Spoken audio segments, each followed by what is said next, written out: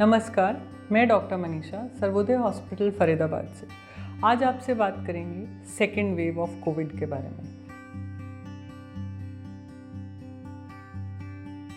Covid के जो strains हैं वो ज़्यादा म्यूटेटेड हैं, उनका स्प्रेड करने का तरीका डिफरेंट है। पेशेंट्स की जो प्रेजेंटेशन है इस कोविड में वो डिफरेंट है, इसीलिए हम सस्पेक्ट नहीं कर रहे मतलब पहले मोस्ट ऑफ द पेशेंट्स हमारे पास ज़ुकाम खांसी के साथ या फीवर के साथ आते थे। कोविड पता लगने पे हम उनको आइसोलेट कर लेते थे और स्ट्रिक्ट आइसोलेशन थी।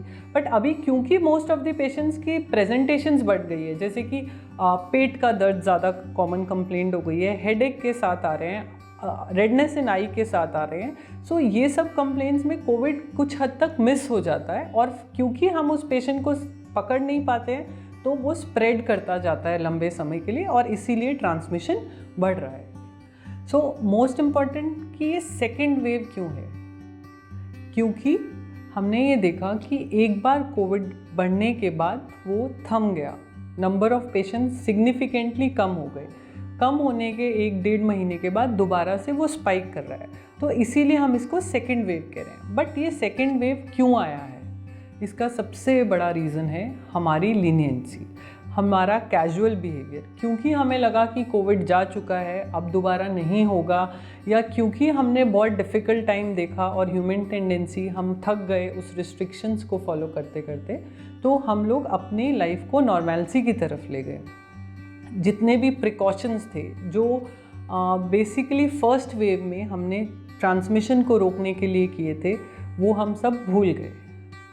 सो कोविड को कंटेन करने का तरीका या कंट्रोल करने का तरीका आज भी वही है जिससे हमने अपनी फर्स्ट वेव को कंट्रोल किया था, जिसमें मोस्ट इम्पॉर्टेंट चीज़ है distancing, physical distancing, not social distancing. अपनी फैमिली के साथ रहिए बट अपने दोस्तों से, बाकी लोगों से अननेसेसरी नहीं मिलें, ई मीटिंग्स करें, मिलते समय फिज़िकल कांटेक्ट नहीं हो, ग्रीट करते हुए हैंडशेक नहीं करें, ये सब चीज़ें अवॉइड करें।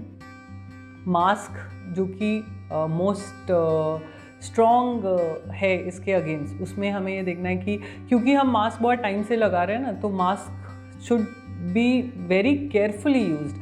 जस्ट पुटिंग अ मास्क जिसमें वो नीचे है, चिन को कवर कर रहा है या नोज़ नहीं कवर्ड है, उसका कोई पर्पस सॉल्व नहीं है। So properly fitted mask should be used and not कि आप बात करते हुए मास्क को उतार रहे हैं। सो अगर आपके प्रोटेक्शन कंप्लीट नहीं होगी तो इन्फेक्शन स्प्रेड होने के चांसेस बढ़ जाएंगे। Then hand hygiene, COVID appropriate behaviours में अगर हैंड हाइजीन होगा तो इसमें कोविड के अलावा बाकी सब इन्फेक्शंस भी कंटेन होते हैं और उसमें हमें एटलीस्ट 20 सेकेंड्स तक प्रॉपर हैंड्स को प्रॉपर सोप से एंड वाटर से वॉश करना है।